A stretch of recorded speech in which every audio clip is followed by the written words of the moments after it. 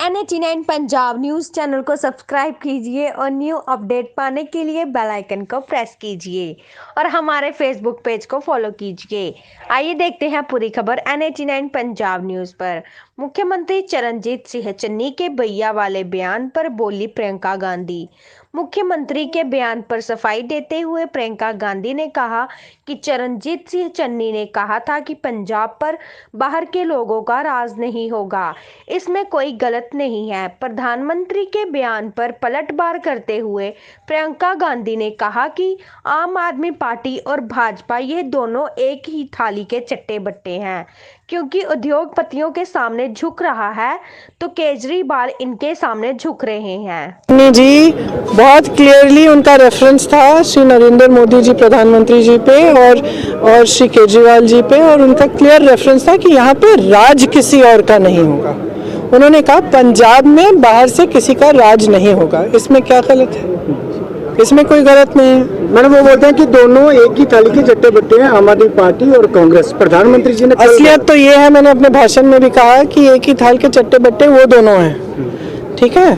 क्योंकि जैसे मैंने कहा अपने भाषण में कि दोनों एक ही बिसात पे खेलने वाले हैं। दोनों धर्म का इस्तेमाल, जज्बातों का इस्तेमाल कर रहे हैं पॉलिटिक्स करने के लिए। जनता का विकास कोई नहीं कर रहा है। बड़ी बड़ी बातें हैं, बड़ी बड़ी घोषणाएं हैं। कोई उद्योगपतियों के सामने झुक रहा है और दूसरे केजरीवाल जी इनके सामने झुक जाते हैं। केजरीवाल जी ने तो एक सरकार चलाई नहीं है जी। पूरी सरकार चलाने के लिए कम से कम लॉ एंड ऑर्डर तो हाथों में हो, कोई फाइल तो आप पास कर पाए। फाइल इनकी पास नहीं होती बगैर मोदी जी और उनकी सरकार के इजाजत के। पुलिस इनके अंदर नहीं है तो कौन सी सरकार चला रहे हैं? यहाँ के क्या चलाएंगे? पंजाब जैसे प्रदेश को चलाएंगे? अनुभव ही नहीं है उनको। और मोदी जी तो सिर्फ विज्ञापनों पे बहुत अच्छा गवर्नेंस कर रहे हैं, लेकिन देश में जी कोई गवर्नेंस नहीं है। आज कोई गवर्नेंस नहीं है। अगर गवर्नेंस होती, रोजगार होते। अगर गवर्नेंस होती तो इस तरह की बढ़ती महंगाई नहीं होती। अगर गवर्नेंस होती तो जो रोजगार पैदा करने वाले PSU हैं वो अपने दोस्तों को ही नहीं बेची जाती। और यहाँ पे जितने भी गरीब लोग हैं, जितने भी मध्यम वर्ग के जो दुकानदार हैं, उद्योगपति हैं, छोटे छोटे, वो पिस रहे हैं, मर रहे हैं। उनके लिए कौन कर रहा है? गवर्नेंस करके दिखाइए ना, तब बात करिए।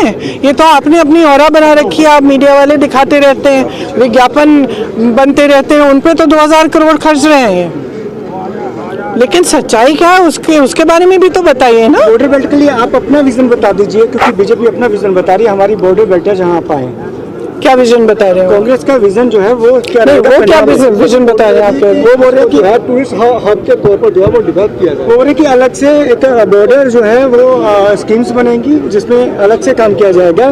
प्रधानमंत्री नरेंद्र मोदी ये कह रहे हैं। वो बोल रहे हैं कि बजट में भी हमने बॉर्डर के लिए अलग से रखा है। देखिए, ये जो घोषणाएं ये लोग करते हैं ना चुनाव के समय, ये सब करते हैं, कागज पे करते हैं, फिर बाद में आप देखेंगे कुछ नहीं होगा। यहाँ 5 साल बाद आके वही नौटंकी करके उसी चीज पर इसी के आधार पर ये लोग आपसे वोट मांगेंगे। इन्होंने कहा था रोजगार देंगे, कहाँ है भाई जी? आप बताइए। जब मैंने पूछा कहाँ है रोजगार, किसको मिले रोजगार, इन्होंने कहा था ना लाखों रोजगार देंगे, 20 लाख 25 लाख। इन्होंने कहा था 15 लाख रुपए देंगे। अब केजरीवाल जी भी वही कह रहे हैं। अरे दिल्ली में 440 रोजगार दिए हैं। आप समझ सकते हैं? एक फैक्ट्री में 440, एक छोटा उद्योगपति 440 रोजगार दे देगा। मुख्यमंत्री की उपलब्धि ये है कि 440 रोजगार दे रहा है। और मोदी जी के टाइम में आप देखें तो गरीबी की रेखा के नीचे कितने लोग आए? करोड़ों लोग गरीबी रेखा के नीचे, जो कि कांग्रेस के टाइम में ऊपर थे। यहाँ पे जितने भी दुकानदार हैं, जितने भी मेहनत करते हैं, उनके लिए क्या दिया है भाई केजरीवाल जी ने और मोदी जी ने? क्या दिया है? उनकी लाइफ को इम्प्रूव किया है? आप जाइए, आप मीडिया वाले हैं, जाइए पूछिए क्या आपकी लाइफ इम्प्रूव हो रही है इनकी पॉलिसी से? नोटबंदी आई, आपका लॉकडाउन आया, आपका वो GST आया, उससे कितने लोगों की कमर टूटी है? आप बताइए। उनके लिए कोई राहत आई? नरेंद्र मोदी जी की सरकार से कोई राहत आई? कुछ नहीं। वो बोल रहे हैं कि कांग्रेस अगर चाहती, इनका विजन होता तो करतारपुर कॉरिडोर 2 चांस मिले थे विभाजन के। जो भी कांग्रेस ने किया है, जो भी कांग्रेस ने शुरू किया है, उसका उद्घाटन करके ये कह देते हैं कि इन्होंने किया है। ये इनकी आदत है, तो मैं इनका जवाब क्यों दूं? इनका जवाब तो पब्लिक देगी। पब्लिक को समझदारी से वोट देना चाहिए। पब्लिक को आज के दिन में ये पूछना चाहिए कि ये जो महंगाई है, बेरोजगारी है, जो हमारे प्रॉब्लम्स हैं, उनको कौन सॉल्व कर रहा है? ठीक है, धर्म की बात, जाति की बात, सुरक्षा की बातें, ये चीज है, ठीक है, इनकी जगह है, लेकिन चुनाव के समय विकास की बात करिए, चुनाव के समय ये सवाल पूछिए। हम कह रहे हैं कि 111 दिन में चन्नी जी ने क्या करके दिखाया, आपके सामने है। तो अब ये 5 साल के लिए जब सरकार चलाएंगे तो क्या करेंगे उसका आपको अनुभव है। अब आपने देखा, आप देखिए देश में क्या हुआ है, देश में रोजगार पैदा हुए हैं, देश में महंगाई घटी है, एक गैस सिलेंडर दे दिया फ्री और सोच लिया बस भाई जिम्मेदारी खत्म। किसी को सशक्त करने की बात नहीं है, किसी को अपने पैरों पे खड़े करने की बात नहीं है, किसी छोटे उद्योगपतियों की मदद करने की बात नहीं है, और आके चुनाव के सामने नौटंकी शुरू करते हैं बस। अब जनता समझदार है, जनता समझदार है, सब समझती है, जनता में बहुत विवेक है। मैं जानती हूँ कि परम आदरणीय हमारी प्यारी दीदी प्रियंका जी, उनका पठानकोट आने पर मैं पठानकोट की जनता की ओर से हार्दिक स्वागत करता हूं। आज हमारे लिए बड़ी गर्व की बात है कि प्रियंका जी हमारे इलेक्शन मुहिम को तगड़ा करने के लिए, स्ट्रॉन्ग करने के लिए और कार्यकर्ताओं में उत्साह भरने के लिए यहाँ पे आए हैं। मैं उनका अपनी दिल की गहराइयों से स्वागत करता हूँ। प्रियंका जी के आने पर कांग्रेस पार्टी में एक नई जान आई है, एक नया उत्साह आया है।